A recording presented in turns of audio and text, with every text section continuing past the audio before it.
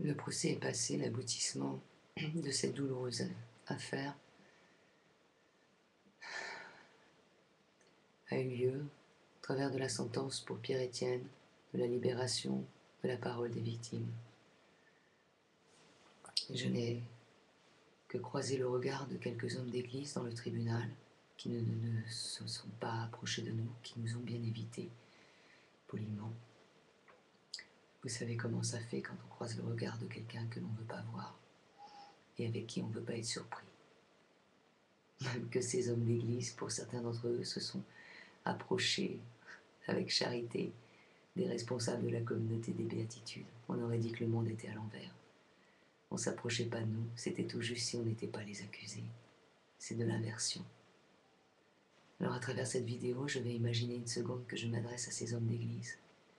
Et j'ai envie de leur dire, vous n'étiez pas là quand les enfants ou les familles sont tombés sur le chemin et qu'ils vous ont imploré d'ouvrir les yeux. Vous n'étiez pas là quand des gens de l'extérieur vous ont sollicité. Vous n'étiez pas là quand nous avons découvert au milieu de notre groupe un pédophile. Vous n'étiez pas là quand pendant 11 années nous nous sommes mis en prison pour faire en sorte qu'il ne sévisse plus.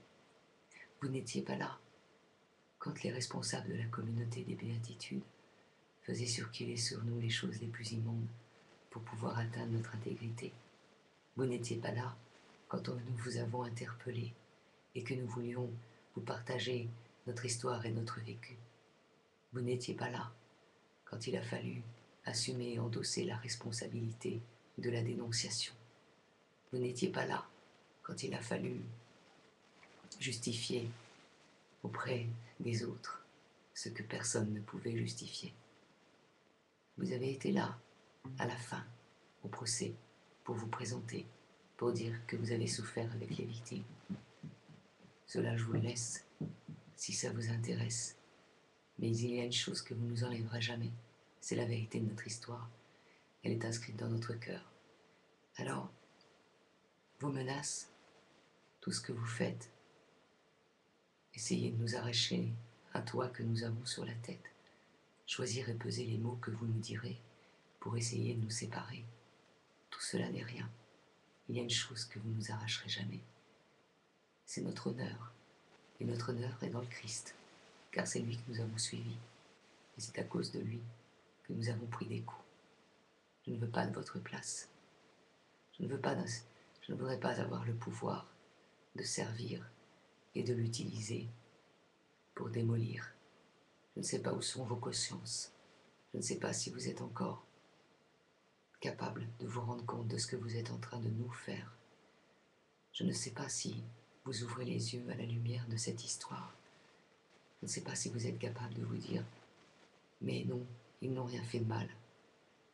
Je ne sais pas si vous êtes capable de nous regarder en face et de nous dire « Venez, entrez, vous aussi vous avez cette place dans l'Église ».